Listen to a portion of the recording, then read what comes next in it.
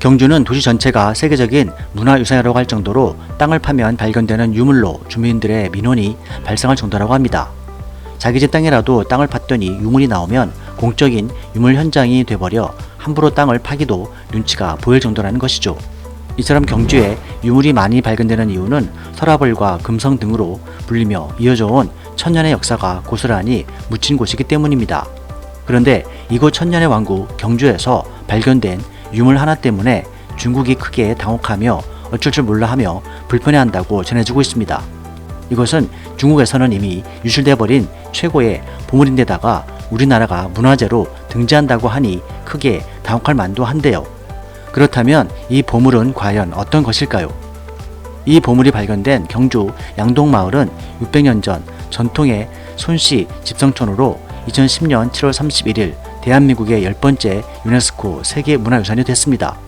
당시 종가 건물이 보물로 지정돼 문화재청 주관으로 수리를 하던 중 도난사고가 빈번해서 모든 전적을 한국학중앙연구원 장성하게 기탁했습니다. 그러던 중에 연구원 한 사람이 오래된 중책들이 담겨있는 라면 박스를 발견하면서 역사적인 순간이 일어난 것입니다. 연구원은 "저기 저 박스는 뭡니까?" 라고 물었습니다. "아, 저거요. 종이부스러기인데요. 아마도 중책 같아요." "어떤 형일까요?" "몰라요. 우리 아버지가 남 보기 부끄럽다고 내버리려 치운 것으로 보이는데요. 좀 이따가 버릴 거예요." "아니, 뭔지는 모르지만 저희가 가져가서 정 쓸모없는 것이면 제가 버릴게요." "그러세요." 당시 경주 손씨 종가 종손 송돈만씨는 1994년 쓸모가 없다고 생각해서 이 고문서를 라면박스에 넣어서 창고에 보관하고 잊고 있었습니다. 연구원은 그의 아들인 집주인이 버리려고 라면박스에 모아두었다는 중국 고서들을 혹시나 하는 생각에 함께 챙겨서 연구소로 가져갔습니다. 그리고 본격적으로 고서들에 대한 조사에 착수했고, 하지만 특별히 눈에 띄는 별다른 보물자료가 보이지 않았다고 합니다. 그 후 몇 달이 지나고 라면박스 속 낡은 종이 조각들의 중책을 살펴볼 차례가 되었습니다.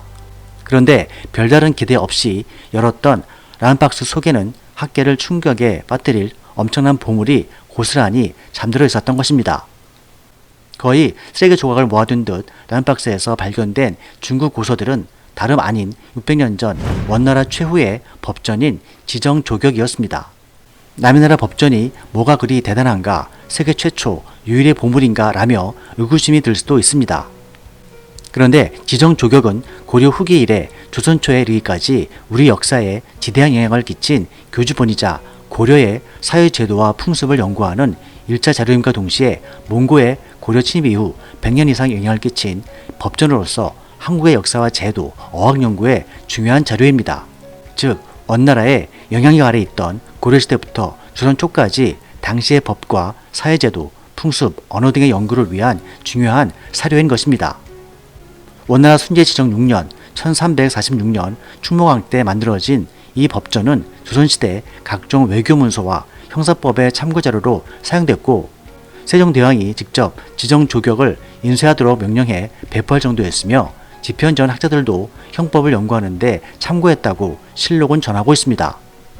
그런데 문제는 원나라가 급격히 멸망하고 뒤를 이은 명나라가 원의 법과 제도를 따르지 않았던 데 있습니다. 때문에 지정조격 원본과 판본 모두 역사의 흐름 동안 중국에서는 파괴되고 유출돼서 흔적도 찾을 수 없어서 중국학자들도 포기한 상태로, 이렇듯 전세계 유일무이한 지정조격이 한국의 천년왕국 경주 양동마을의 쓰레기 라면박스에서 발견된 것입니다.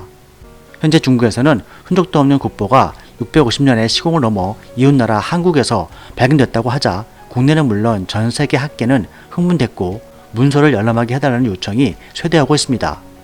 아쉬운 점은 총 4권 중 2권만이 발견됐고 1권은 훼손이 심한 편입니다.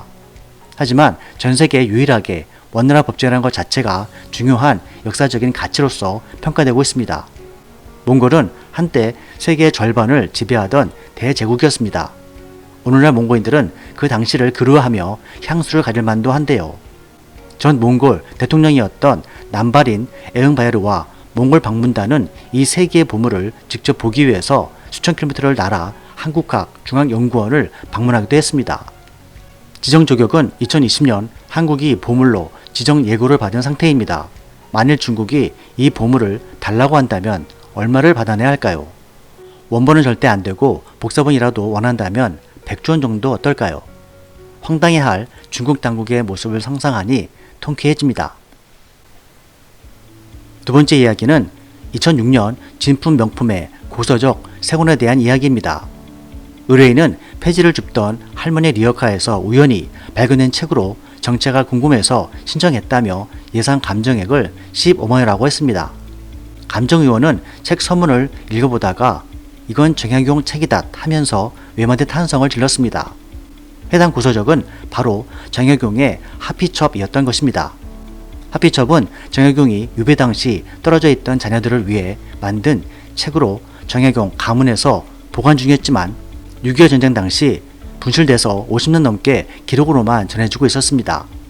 진품 명품에서 최종 감정가로 1억이 나왔고 방송 후 여러 협상 끝에 개인 수가에게 팔렸습니다. 그리고 2015년 서울 옥션 경매에 나와서 국립민속박물관이 7억 5천만 원에 낙찰됐고 현재는 정약용 관련 시설로 임대를 다니며 대중들에게 공개되고 있습니다. 하피첩은 1810년 정약용이 전남 강진에서 유배하던 때 부인 홍여환이 보낸 치마를 잘라서 여기에 두 아들 학연과 하규에게 교훈이 될 만한 글을 적은 서첩입니다. 하피는 노을 빛깔의 붉은색 치마란 뜻으로 조선시대 사대부 여인의 예복을 가리킵니다. 선비의 마음가짐과 삶을 풍족해 하고 가난을 구제하는 방법, 효와 오해의 가치 등이 적혀 있어서 정약용의 가치관을 엿볼 수 있습니다. 본래 4첩이었지만 3첩만 전해집니다. 3첩 중 한 첩은 박쥐 모양, 구름 모양이 그려진 푸른색 종이가 표지로 사용됐고 2첩은 미색의 표지를 갖고 있지만 3첩은 모두 붉은색 면지가 사용돼 같은 시기에 제작된 것으로 추정되고 있으며 2010년 10월 보물 제1683-2호로 지정됐습니다. 화피첩의 서문에는 이렇게 쓰여 있습니다. 내가 강진에서 교양살이 할 때 병든 아내가 낡은 치마 5폭을 보내왔는데 시집을 올 때 가져온 예복으로 붉은 빛은 흐려지고 노란 빛은 옅어져 글씨 쓰는 바탕으로 알맞았다. 이것을 잘라서 조그만 서첩을 만들어 손 가는 대로 훈계하는 말을 써서 두 아이에게 남긴다. 아이들이 훗날 이 글을 보고 감회를 일으켜 부모의 흔적과 손때를 생각한다면 틀림없이 그리는 감정이 뭉클하게 일어날 것이다 라고 이 서첩을 만들게 된 경위를 밝히고 있습니다. 자사는 부인 홍씨와의 사이에서 6남 3녀를 두었지만 4아들과 2딸이 대부분 천연두로 사망했습니다. 이 서첩을 만들 당시에는 장남 하견과 차남 하규 그리고 셋째 딸만 남아있었다고 합니다. 이때 하견은 18세, 하규는 15세였으며 1801년 순조 1 유배를 떠난 뒤 10년 가까이 자기들을 보지 못하고 설에 두지 못한 안타까운 마음에 두 아들에게 당부의 말을 전한 것이라고 합니다.